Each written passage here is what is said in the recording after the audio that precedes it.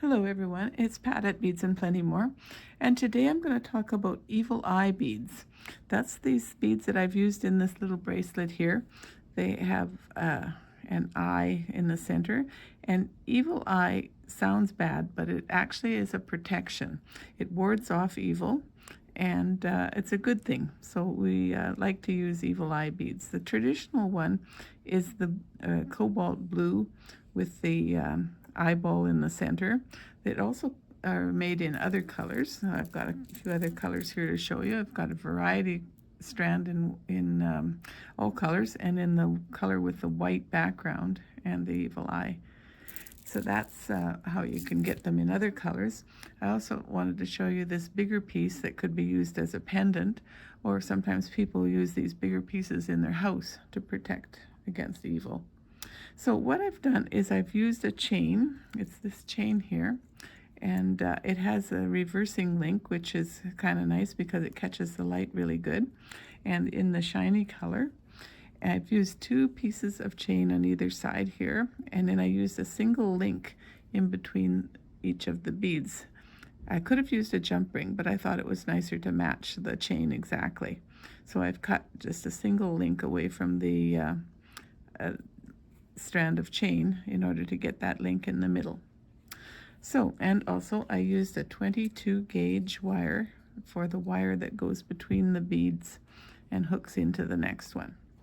So let's get started. We'll take some beads. I'm going to make the same blue color again. I really like this blue color. It works very well. And we're going to make a loop on each side of the bead in order to link it. So we'll just put the bead on there. I use a round plier, up just a little bit on the plier in order to get a nice circle. Round it like so, and then center it. So you get something that looks very much like an eye pin. And we'll cut away. I use about a 1/2 inch. I always like to make my second side just a little bit longer than what I think I need, and I can always trim it off. One thing about wire, you can't add. You can only cut it shorter. So if you make it too long, which is what I did here, you can just go in with your cutters and shorten it a little bit. Always a good thing to be able to touch up anything that you're not happy with. So maybe just a little bit more in there. There we go. So that should be a better match. And I want these links to face the same direction. So if one isn't quite right, we just do a little turn on one side. Okay, so this link is going to hook into my single link from the chain, like that. And I can do that on the other side as well. So this will be the middle bead.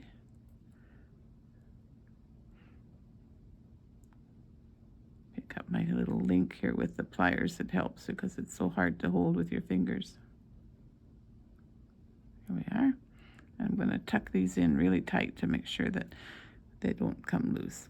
Okay, so that's my middle bead. I'm going to go ahead and do links for the other 2. Make my circle, center it up. Just cut off a piece of wire. Well, that's plenty long that time. Thread my bead. I'll tilt this over. Cut, leaving about 1/2 inch. And then we'll circle this side.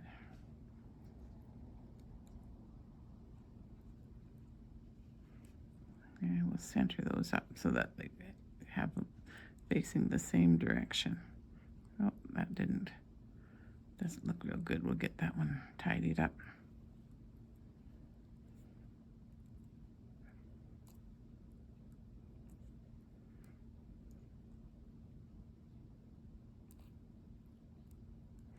Make a little better link. There we go. So now I'm going to hook that into my chain link there, that tiny link. Close this side. And this side is going to hook into the chain. So I'll just take one side of the chain and hook it on there like that. So that's the one side. Now we'll make the little loop for the third bead. Oh, do the loop first and then I'll put the bead. Tilt it back, close it, cut a piece off.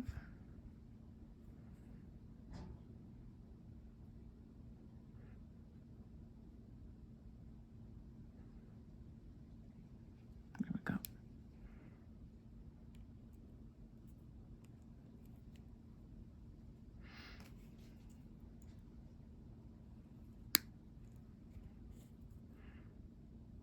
Okay, so here we go. We'll make the circle on this side. I think I got it a little bit big again. Center it up. Oh yeah, we're gonna trim that one too. Don't want to have them too long, or else they are of course too big. There we go. Get that tucked in there. Alrighty, we go. Attach our little single link to one side here.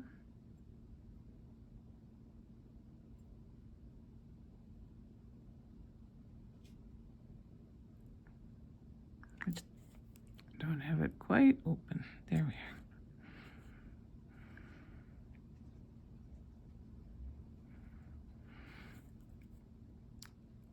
One advantage too of using the links from the chain, they match as well. They're a closed link, so you have a little bit more safety than using a jump ring with open sides.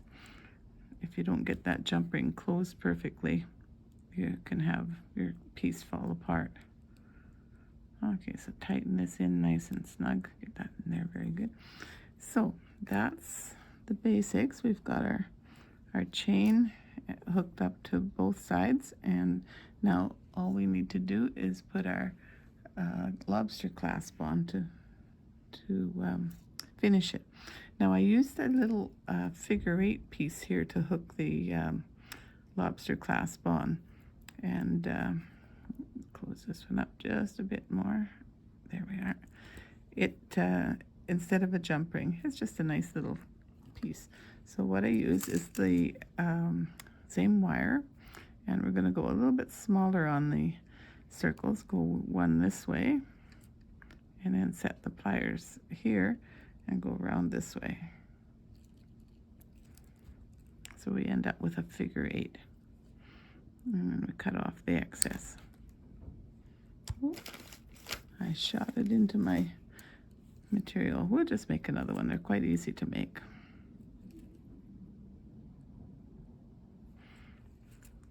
Hold on to it tighter next time. So that direction, and then this direction around. And they don't have to be equal on each side either. They look nice if they're not.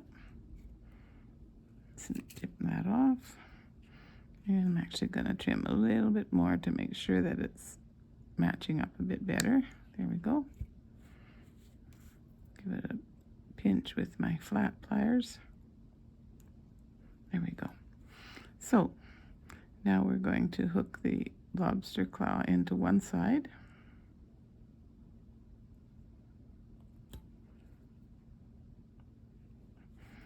Close up that circle and hook the chain onto the other side.